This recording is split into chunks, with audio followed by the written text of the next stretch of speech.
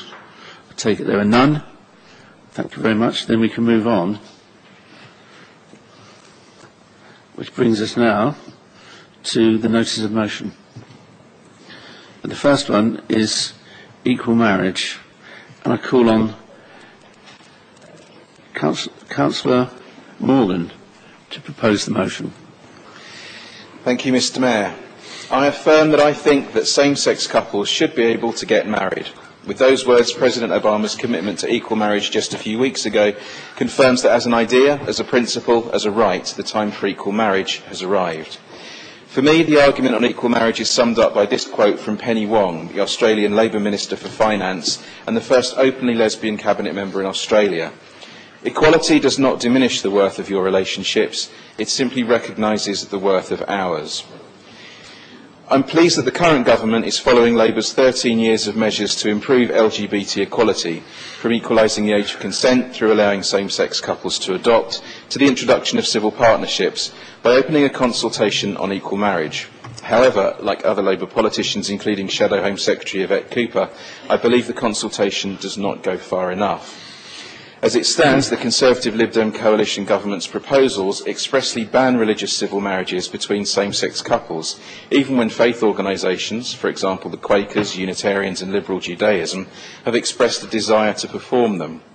No faith organisation should be compelled to conduct ceremonies that conflict with their religious beliefs, despite our objections to those beliefs.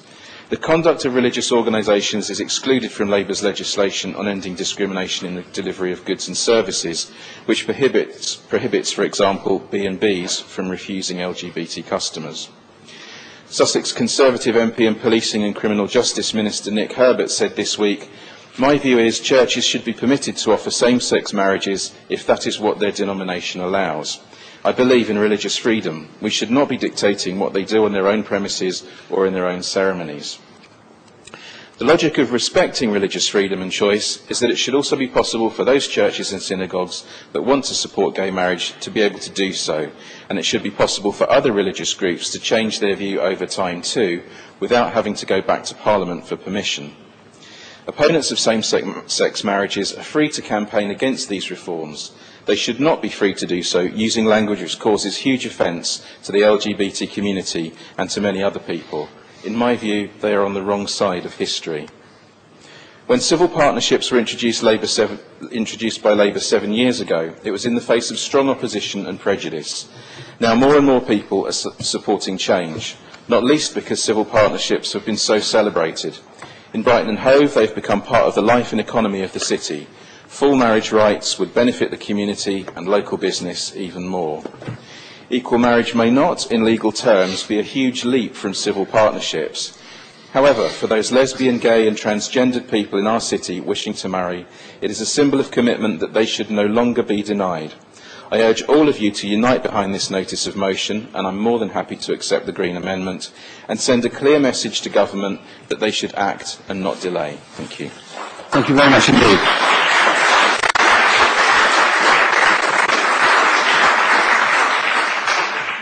Councillor Mitchell. Seconded formally, Mr. Mayor. Thank you very much. Councillor Summers.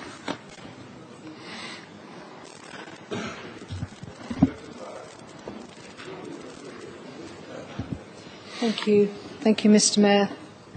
Just so everybody in this chamber is absolutely clear about this party's policy on this issue, it states that the Green Party deplores the ban on same-sex civil marriage and is committed to repealing it.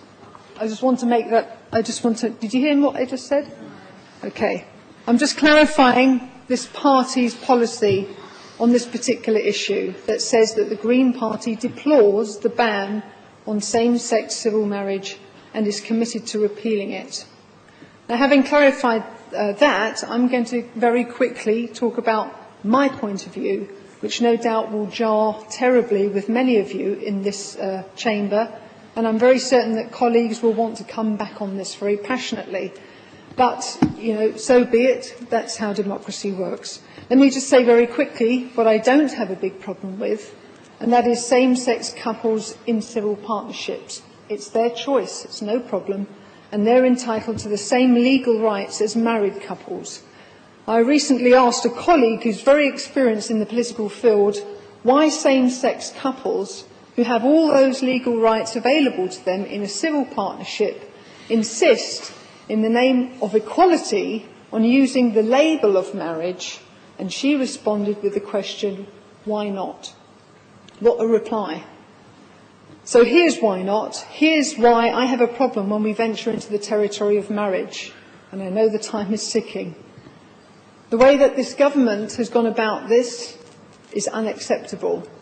Neither the Conservative or Lib Dem manifestos mention that they would do this, and so people have not had a chance to vote on this. The current public consultation is not to do with whether the public want to redefine marriage, but it's to do with how the government are going to go about enforcing it. It's denied 24 million married people the chance to say whether they would accept that or not. I think that's terribly undemocratic. And the legal implications are a nightmare. We are trying to unravel 800 years of legislation which would have to be rewritten. There are over 3,000 times in the law that marriage is mentioned, and associated words like wife, mother, father, that would have to be taken out. Lots of other reasons. I'm worried about schools and I'm worried about churches. I don't believe they will be protected. I think that the law will not protect them. And the main reason why I absolutely do not agree with this is because when you touch marriage, you're touching family and you're hitting at the very heart of God. And I have an enormous problem with that. So woe betide Brighton and woe betide the UK if it becomes law. I shall be voting against this motion, amended or otherwise. Thank you, Councillor. Can I ask Councillor Mears? Thank you, Mr. Mayor. The government has recent consultation finished on the 14th of June, and now the correspondence are obviously being looked at. I'd like to come from a slightly different angle, and I truly respect Christina's view.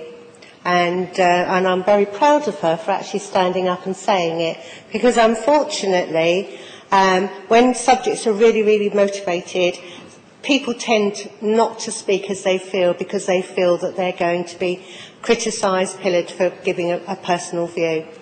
And so my personal view, and I will give it, is I am a devout Christian, but I also have many, many friends, gay and lesbian friends, who are in really loving relationships. So for me, it's about the people. It isn't about, notices of motion and what the law says you can and can't do. People truly love each other. They will stay in their relationship because that is their relationship. And I appreciate that probably I'm talking, and I know we have mix in this room, and there's atheists and all sorts within the room around religion. But as a Christian, I truly believe that we have one maker and we will all be judged around it. So if people choose to enter into a loving relationship, whether it's gay, lesbian, I don't actually have an issue with it. I do understand and completely sympathise with Christina's views around marriage and the church. I think if I looked at both these notices of motion, I would tend to go towards the Greens, not the Labour, because it does specify in there if religious churches of faith want to take forward a marriage, that's the right thing. I also share Christina's view is that my concern would be that pressure would be put on, and that is the wrong thing to do. This is between two people, regardless. I don't like labelling people. If two people love each other, they love each other. And if they want to commit to each other, so be it. But as a Christian, I understand the concerns, and I understand a lot of people are frightened to actually voice their opinion because they're shouted down or criticised. And that's not how democracy works. So I will be supporting the notice of motion, particularly the Greens notice of motion, but I will just make reference in this chamber, it is personal choices. Everybody has their own beliefs, and they shouldn't be decried or shouted down because they have those beliefs, because it's important that they're able to express their faiths openly.